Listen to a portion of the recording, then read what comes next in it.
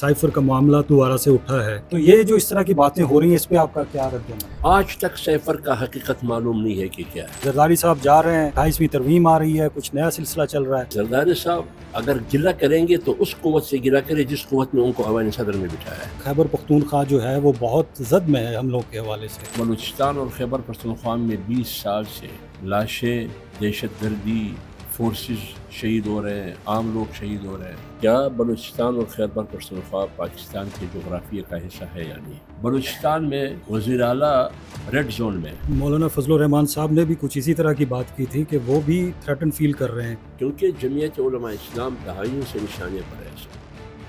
السلام علیکم، میں ہوں ایاز خان اور ہمارے ساتھ موجود ہیں جمعیت علماء اسلام کے حامد اللہ صاحب۔ حامد اللہ صاحب، آپ ہمارے ساتھ موجود ہیں۔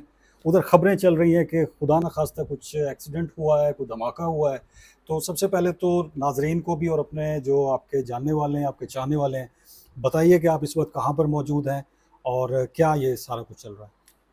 بہت شکریہ میرے بھائی، میں تو فی الحال ہوں یہاں لاہور میں۔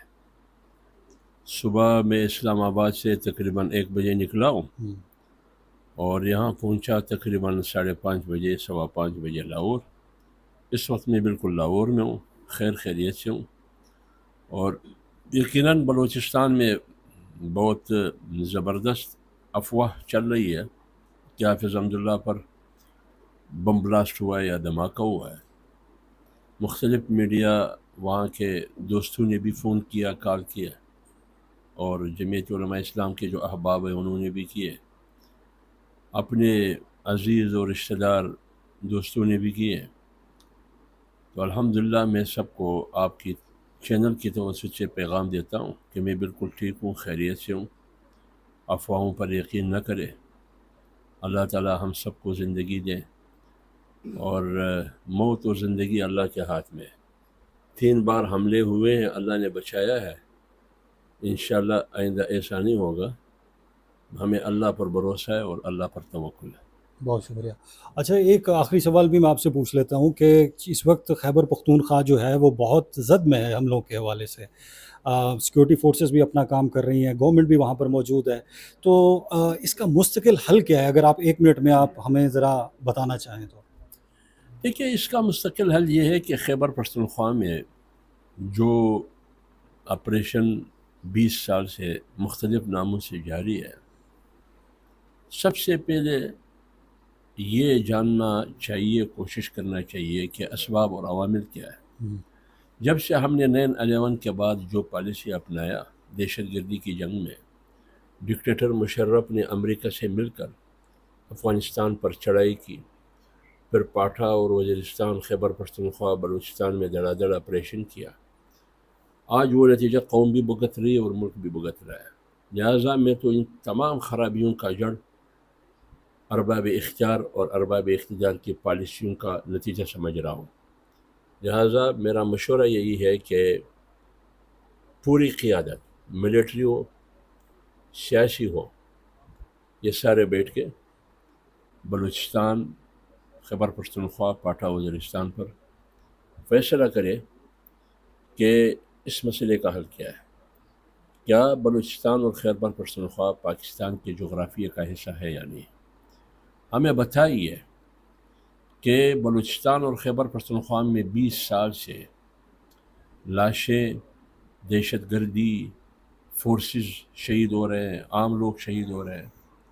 اسباب کیا ہے؟ عوامل کیا ہے؟ اس کا حل کیا ہوگا؟ اس کا سدجواب کیا ہوگا؟ یعنی آپ خود اندازہ لگائیں، بلوچستان میں وزیر اعلیٰ ریڈ زون میں، پھر بھی غیر محفوظ اپنے آپ کو سمجھتے ہیں، اور 30 جنوری کو غالباً بلوچستان کی 13 اضلاع عسکریت پسندوں کی حصار میں تھی، یعنی کنٹرول اس کا تھا، یہاں تک کہ کوئٹہ ریڈ زون تک وہ پہنچ گئے۔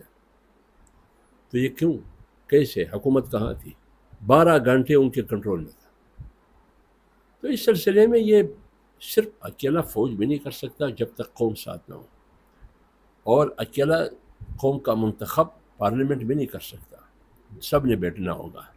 جب APS کا معاملہ انسانیہ ہوا تو ملٹری اور سیاسی قیادت دونوں بیٹھ گئے، سول اور عسکری قیادت، اب بھی بیٹھنا ہوگا۔ اگر امریکہ 20 سال کے بعد طالبان کے ساتھ بیٹھ سکتا ہے، ہم کیوں نہیں بیٹھیں گے؟ ہم انڈیا اور بھارت کے ساتھ بار بار بیٹھتے ہیں، تو ہم آپس میں کیوں نہیں بیٹھتے ہیں؟ اور دوسری بات یہ ہے کہ آپ عوام کی ووٹ کو عزت دو، احترام دو. یہ جو مسلط کیا آپ نے وفاق میں اور صوبوں میں، یہ تو عوام کے نمائندے نہیں ہے. یہ کسی طاقت کے نمائندے ہو سکتے ہیں، عوام کے نمائندے نہیں. اور مولانا فضل الرحمان صاحب نے بھی کچھ اسی طرح کی بات کی تھی کہ وہ بھی تھریٹن فیل کر رہے ہیں جب ملک کی اتنی بڑی قیادت کو اس طرح کے خطرات ہوں. تو جس طرح سے آپ نے کہا کہ صرف اور صرف یہی حل ہے کہ تمام قیادت، فوجی قیادت، سول قیادت اور وہاں کے جو مائدین ہیں وہ ساتھ بیٹھیں اور اس کا حل نکالیں. بالکل میں یہ کہتا ہوں، مولانا فضل الرحمان صاحب نے جو اظہار کیا کراچی کے جلسے میں، جی. انہوں نے ہوا میں نہیں کی، ہم. کیونکہ جمعیت علماء اسلام دہائیوں سے نشانے پر ہے. باوجود اس کے کہ جمعیت علماء اسلام آئین کے ساتھ ہے، 73 کی دستور کے ساتھ ہے، جمہوریت کے ساتھ ہے، پارلیمنٹ کے ساتھ ہے، پاکستان کے ساتھ ہے، پیغام پاکستان کے ساتھ ہے، لیکن پھر بھی پارلیمنٹ کے دروازے کس کی وجہ سے بند ہے؟ مجھے کیوں ہروایا جا رہا ہے؟ 18 میں بھی ہروایا، 13 میں بھی ہروایا، 8 میں بھی ہروایا، 2024 8 فروری کو بھی ہروایا، بالخصوص بلوچستان اور پنجاب میں.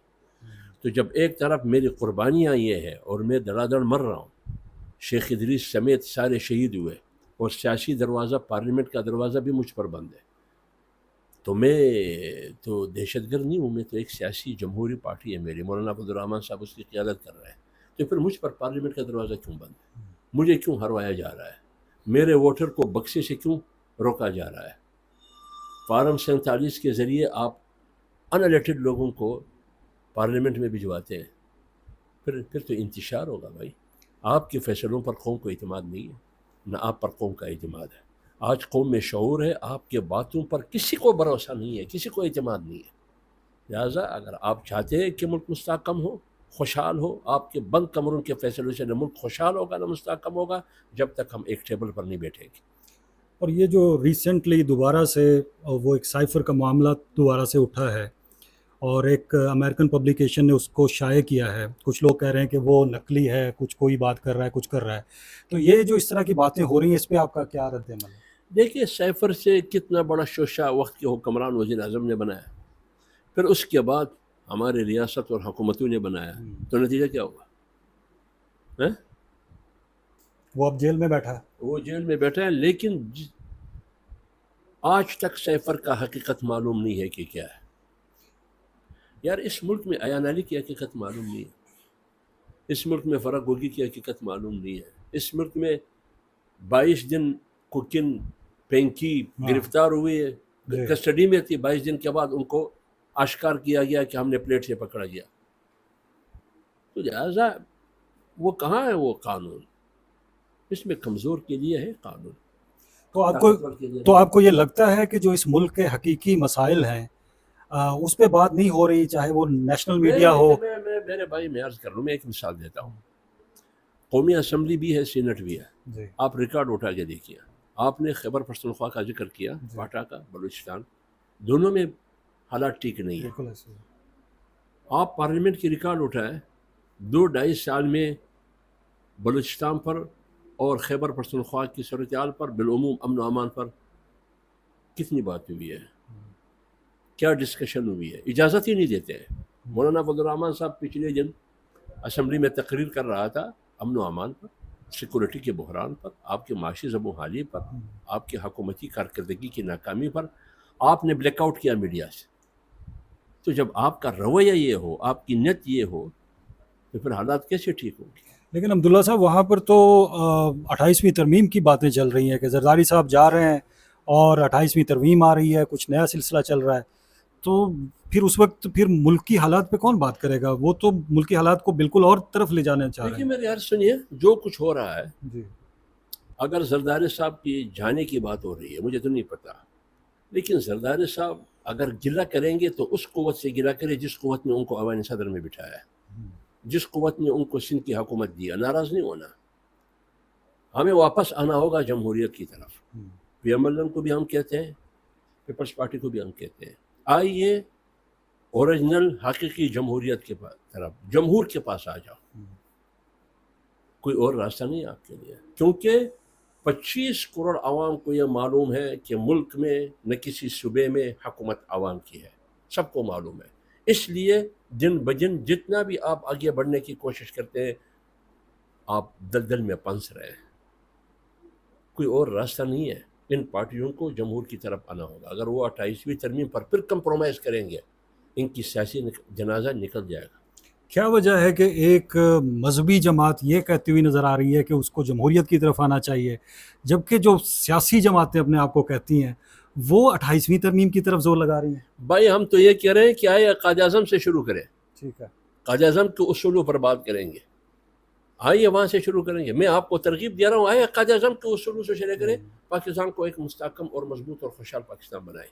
आइए अल्लामा इकबाल के तस्वुर से शुरू करें, आइए पाकिस्तान को एक मुस्तहकम खुशहाल और जमहूरी मुल्क और एक आइनी मुल्क बना दे। आइए आइए 73 का आइन है, एक मुत्तफ़िका दस्तूर है, दिन ब दिन उनका चेहरा मस्ख़ किया जा रहा है, उनको बिगाड़ा जा रहा है। क्या हमें अपने पेशरों की कब्रों से शर्म नहीं आती? अगर मैं उस आइन पर, उस आइन से खिलवाड़ बना दूँ, उसके चेहरे को मस्ख़ करूँ, जिस आइन पर मुफ्ती महमूद रहमतुल्लाह अलैह की दस्तखत है, फिर मैं मुफ्ती महमूद को जवाब दे सकता हूँ कि इतनी कुर्बानियों के बाद, यानी मुल्क 2 लख्त होने के बाद आपको 73 का आइन मिला, इतनी बड़ी कीमत है, लेकिन उसका एहतराम वही पार्टी नहीं कर रही है, वही बड़ी पार्टियाँ जिन पार्टियों ने ये आइन बनाया है। तो लिहाजा अगर हम चाहते हैं कि मुल्क मुस्तहकम हो, कोई ज़ाबिता, कोई माहदा, कोई दस्तूर, कोई मीसाक, उस पर अमल होनी चाहिए। अब मैं एक मौलवी हूँ, कोई मुझे इंतहा पसंद कहते हैं, कोई मुझे इंतहा पसंदों का सहूलतकार कहा जाता है, कोई मुझे जमीयत उलमा इस्लाम को सियासी छतरी समझा जाता है इंतहा पसंदों के लिए। मैं आइन की बात करता हूँ, जमहूरियत की बात करता हूँ, पार्लियामेंट की बात करता हूँ, कानून की बात करता हूँ, क़ायद आज़म की बात करता हूँ, अल्लामा इकबाल की बात करता हूँ। लेकिन आप आइन से भी भाग रहे हैं, खुद मुख्तार पार्लियामेंट से भी भाग रहे हैं, जमहूरियत से भी भाग रहे हैं, क़ायद आज़म के उसूल पर भी बात नहीं करते, उस पर भी अमल नहीं करते, अल्लामा इकबाल के तस्वुरात पर भी अमल नहीं करते। तो फिर बाकी आप हैं या मैं हूँ? आप देख रहे थे कि हमारे साथ हाफिज़ अब्दुल्ला साहब मौजूद थे और वो महफूज हैं, हमारे ऑफिस में मौजूद हैं, और वो मुल्क के अंदर जमहूरियत की वापसी को ही मुल्क की हिफाजत का जो है वो करार दे रहे हैं कि जब जमहूरियत वापस आएगी तो तभी मुल्क महफूज होगा। बहुत शुक्रिया।